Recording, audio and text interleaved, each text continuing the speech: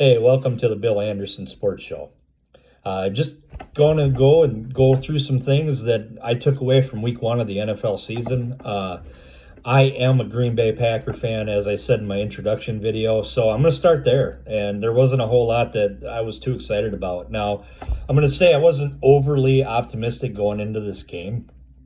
Matt LaFleur does not do well. The Packers have not played well in week one since he's taken over.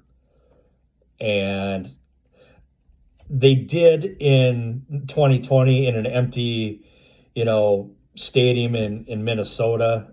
But that was just such an oddball year for everything but 2019 game against the Chicago Bears, it was awful. They won, but I think they scored 10 points. Last year, oh my gosh, I don't even know what that was against the Saints. And you would think this year going up against a division rival, your biggest threat in the division, that they had been a little more prepared. But it's kind of the story of the Packers ever since we won that last Super Bowl.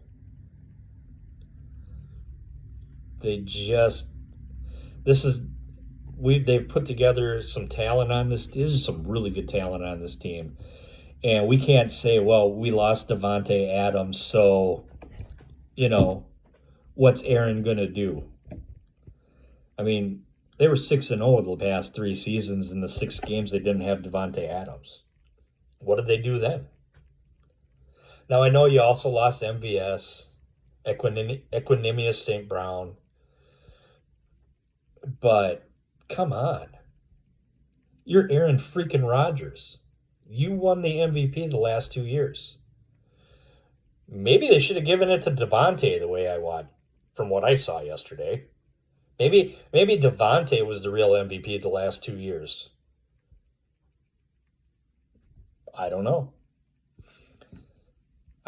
But I will say that I have thought for a couple of years that the Minnesota Vikings have actually had the better roster in the division. Now, Green Bay's defense is supposed to be much improved. In fact, if you listen to Green Bay Packers media, they were going to be the best defense in the league. Week after week after week, listening to local sports talk over in Milwaukee, guys covering the Packers, this defense is going to be the best. Well, I didn't see that yesterday.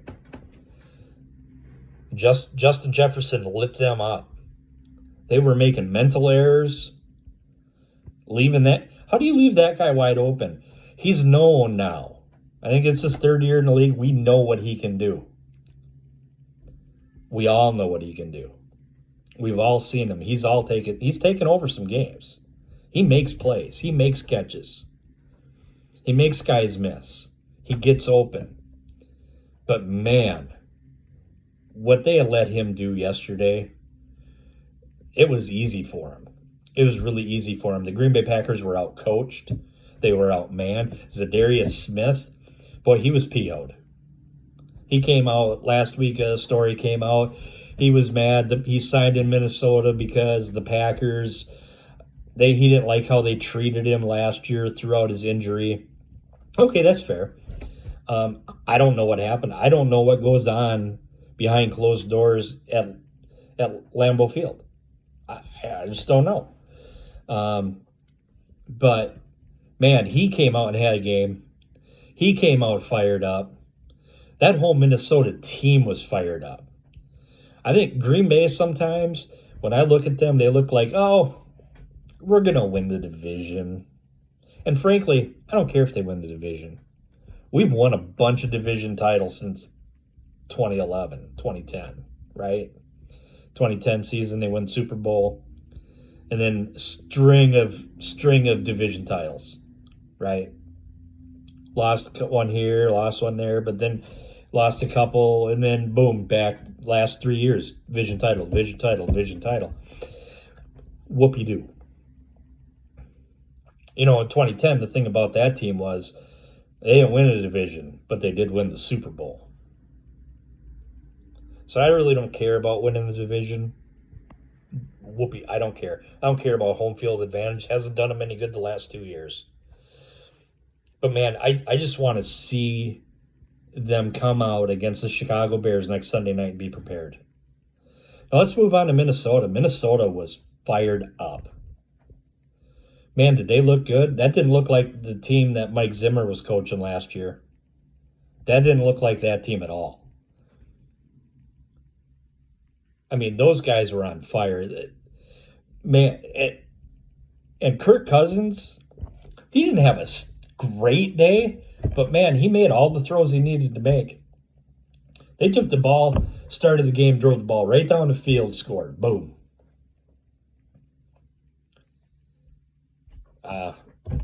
That's going to be a team to deal with this year. I don't know if they're going to be the best in the NFC, but man, they're going to be right up there. You keep Kirk Cousins healthy, you keep everybody healthy on that team, you have little injuries, that's going to be a team to be reckoned with. That's going to be a team. You know, I don't want to see Minnesota win the Super Bowl, but man, that's a tough team. Now, let's talk about that Chicago Bears San Francisco 49er game. How long can the 49ers stick with Trey Lance? Now, I know the weather was bad, but Kyle Shanahan has been saying over and over and over again throughout training camp that he just doesn't have the accuracy. That's a roster that can win the Super Bowl this year. They can win it this year. How long can Kyle Shanahan and the San Francisco 49ers stick with Trey Lance? All I know is that when you look at Kyle Shanahan's coaching record with Jimmy Garoppolo versus without Jimmy Garoppolo, one, he looks like a below average coach, and other, he looks like, man, he's one of the best offensive minds in football. I watched Trey Lance, and I know the weather was really bad yesterday, but I watched Trey Lance miss some wide open guys, overthrow him. I mean, he had a guy out in the flat, ball just sailed over his head. I think that was a fourth down play towards the end of the game. If I'm a 49er fan, I'm nervous. If I'm a 49er fan, I want Jimmy G back beyond under center. He's not flashy, but man, he wins. And wins and wins. He doesn't let external circumstances bug him. Look at what they did last year. All year long, he knew Trey Lance was breathing down his neck to take his spot. He just went out there and played. Now, he does have an injury history. But, man, I'd be hard-pressed to stick with Trey Lance. I kind of feel like he's a little bit more of a project. I don't think he's quite ready to be a starter in the NFL. Man, Chicago, good for them. I mean, they went out, they took advantage. They won the game. And Justin Fields, I mean, neither one of these guys lit it up, but Justin Fields made the plays that he needed to make. They made the plays. Now, he's got a little bit more game experience. I think he started 10 games last year. What, Trey Lance start 2 in backup role? But, man, good for Chicago. Good for them. By no means a Chicago Bear fan. Hate Chicago Bears. But, man, good for them. That team came out fired up and ready to play. They were hitting. The San Francisco 49ers did not intimidate them at all. And which, oftentimes in week one, that's kind of the case. Everybody's got hope, right? Everybody's got hope. So good for the Chicago Bears and the San Francisco 49ers. I don't know what they're going to do. The Cincinnati Bengals. I thought their O-line was like fixed. I thought they went out, spent some big dollars, and fixed their offensive line. It sure didn't look like it yesterday. Joe Burrow was under duress every time I switched over to watch that game. He threw 4 interceptions, which, when you're running for your life, yeah, interceptions don't really bother me. But man, and you know they were still in the game. They could have won that game. They had their chances to win that game. Nobody wanted to win that game. Does anybody really think that the Pittsburgh Steelers pass rush is that good? I don't. I mean, T.J. Watt is. T.J. Watt's a beast, Wisconsin boy. But I don't really think that. Maybe I'm wrong. Maybe we'll get to week 5 or 6 and Pittsburgh's just defense is lighting it up. Although they're without T.J. Watt for about a month, 3-4 weeks, he'll be out. You know, I don't know.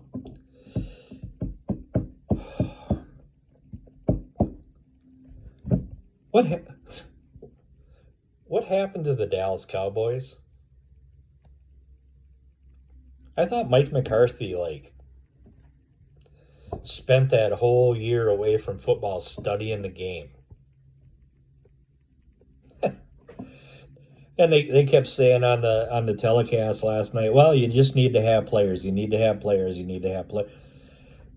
Yeah, you do. They got some guys that can play. They got some receivers. Dak looked anemic. He just looked bad. And, I feel bad that he busted up his hand. Who knows? I hope he heals up. I like Dak Prescott. He seems like a really good dude, but I wouldn't have paid him $40 million a year. He's not that kind of quarterback that elevates those around him. He's the kind of quarterback that needs those around him to elevate him. We've seen this already. It's going to be a rough year for Dallas Cowboy fans. It's going to be a rough year. I think the Philadelphia Eagles probably have the advantage in that division. Although, Washington and the Giants, played well. Who knows? Maybe Carson Wentz can have a resurgence out there in Washington, D.C. I think that would be kind of fun. Tom Brady, Tom being Tom. Right? Threw a couple picks. Wasn't overly. I mean, they moved the ball between the 20s. Tampa Bay Buccaneers moved the ball between the 20s.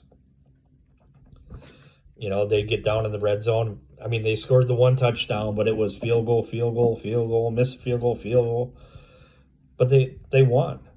And Tom's won a lot of ugly games over the years. Let's face it. Tom just how does a football fan not admire what that man has done? What that man still does at the age of 45. 45 years old.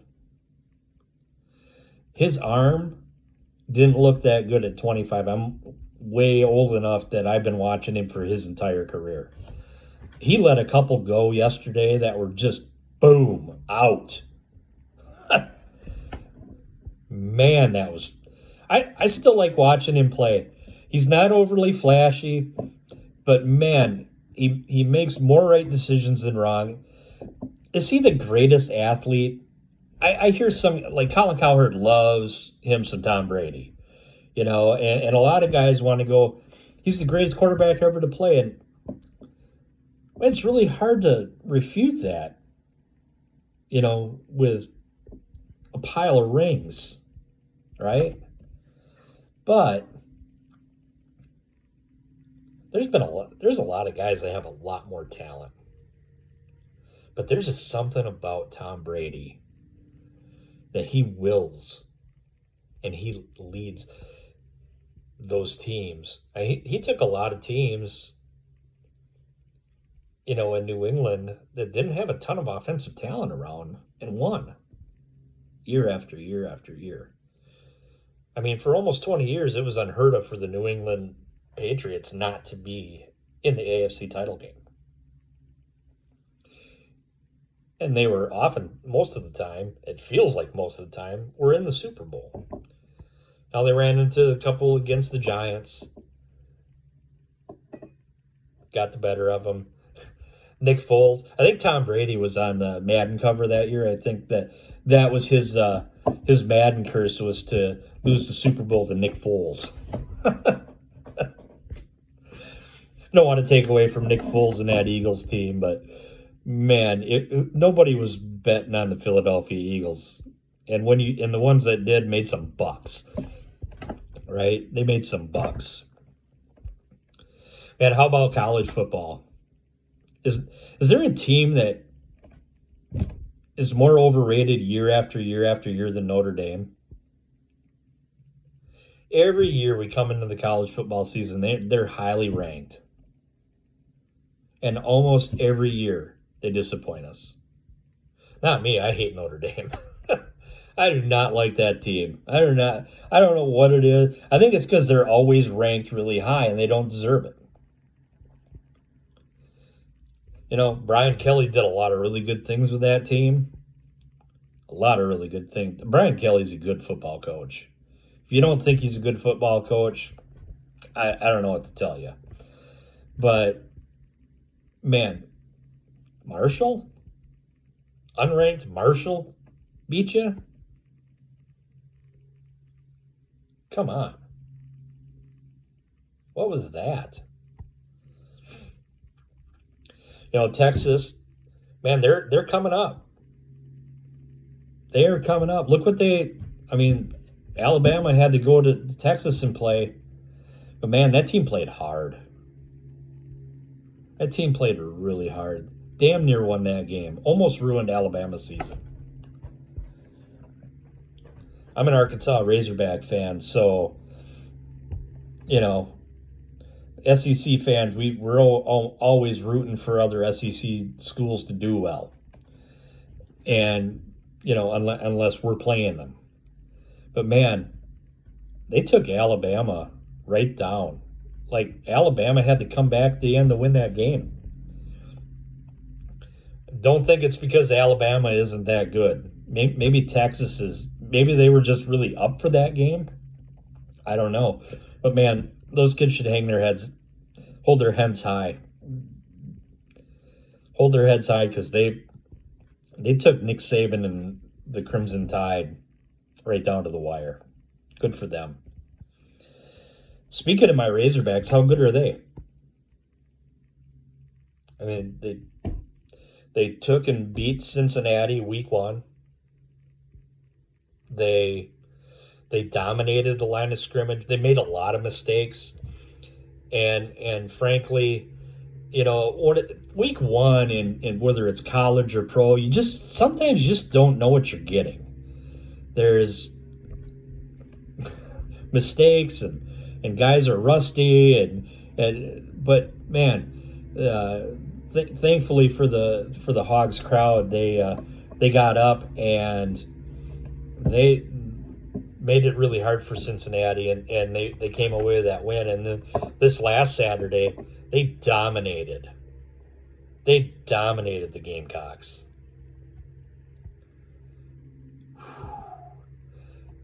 And on both lines, offensive, defensive lines scrimmage, they dominated.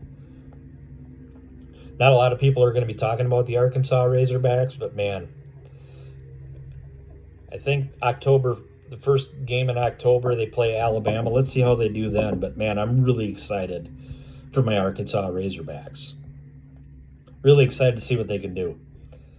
All right, you guys, I'm out for today. Thanks. Like, subscribe. Hit me up. Let me know if you don't agree with things that I say. That's all part of this. This is just fun. Let's have some dialogue. Go back and forth with each other. It'll be fun. Follow me on Twitter. Thanks, guys. Bye.